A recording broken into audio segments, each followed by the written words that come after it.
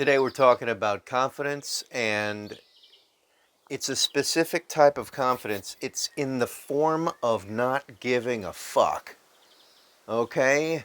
It's about it's about saying it like you actually mean it. And sometimes authority comes with an understanding that you deliver because you know this thing to be true.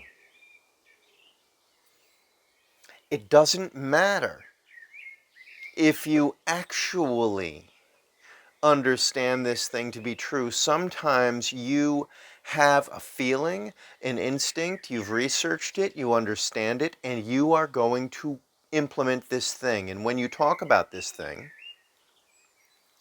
you talk about it with balls on confidence and accuracy. Okay? And that is not about faking it until you make it. It's about not giving a fuck about what anybody else thinks about this stuff. You put it out there really, really substantially, okay? So there's a lot to be said for pulling something back. And I'll talk about this at some other time with you, or maybe I'll offer an opportunity to ask me about the videos for the interplay of energy between uh,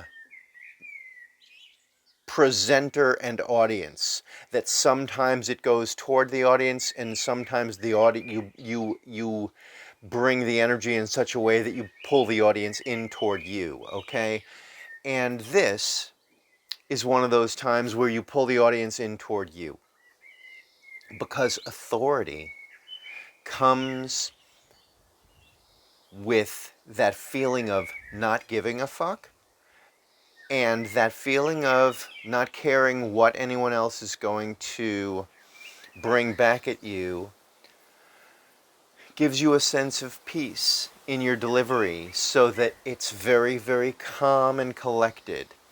And I'm going to give you the most fascinating example I know. One of my very best friends in the world. The single most creative person I have ever personally met and been friends with. This guy's father was like a genius inventor who didn't make a lot of money doing that stuff. But he had a lot of experience under his belt. Now, his name was BT. His name was Robert, but everyone, all his friends called him BT. Um, Now I'm going to go into the story.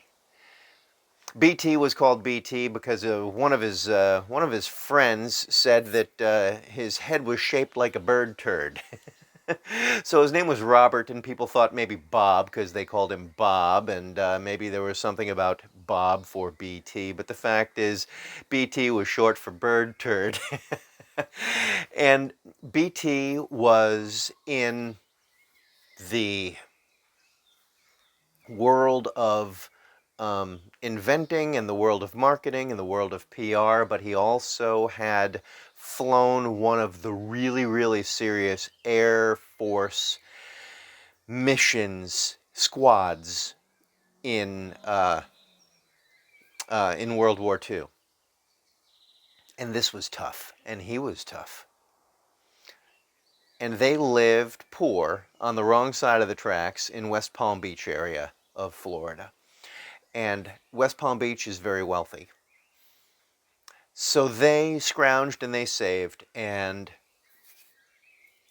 they did their best. And BT made sure that they had food on their plates, but they didn't always have a lot, and they were not the people who have a lot. And once a month or so, they would save their money, and it mattered a lot to him that he could afford to take the family to Palm Beach to a nice restaurant once a month. That all the rest of the time they ate in. They would show up at this fine restaurant, and it was dress code required, suit and tie, that type of stuff. And BT showed up, and he had his he had his safari shirt, or the surfer shirt, short sleeve, uh, button down the center with surfers or palm trees or pineapples on it, a pair of Bermuda shorts, and a pair of thong flip flops. And and the family would walk in dressed very well, except for BT, and BT would walk right in, and the the waiter, the maitre d' would say, "Yes, can I help you?" And BT would not even look at the guy. He'd just say, "Scotch, old fashioned," and he'd walk past him and sit at the maitre d's chair. And he'd whip out a cigar and he'd light this cigar. And the maitre d' wouldn't know what to do.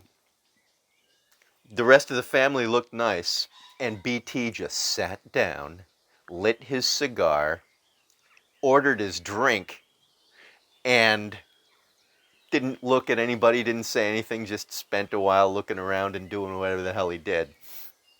And then the maitre d' might come over again, and he'd say, "Excuse me, sir, is there something I can do for you?" And BT would just look at the guy and say, "You work here?" And the guy said, "Yes." And he says, "Let's hop to it." And he had these fingers as thick as sausages, and he could clap them like this, and it sounded like snapping your fingers. So he'd just say, "Well, let's hop to it." And he had everyone in the whole restaurant like running all over the place to get him drinks and, make sure they were happy. And they figured either this guy is unbelievably wealthy, or insane, or both. And the rest of the family was a little embarrassed, but Mike, when he was full grown and we became good friends, he told me that story. He said, "I'd never seen anyone like BT. It's just amazing. He did everything his own way, and he did not spend any time trying to convince anybody of why they should give him what he needed. He just said, this is my way." And he stood there proudly, and he underplayed it all. And he didn't take any shit, and he gave no fucks, and I wish I had seen that, walking into that place, maitre d' stands there. "Yes, can I help you? Scotch old fashioned, make it fast," and walks right by and sits in the guy's seat. What a fucking brilliant thing to have that. Balls so big it's surprising he can walk, So, when we really understand what we're looking for, we can tone it back. We can proudly proclaim exactly what we need.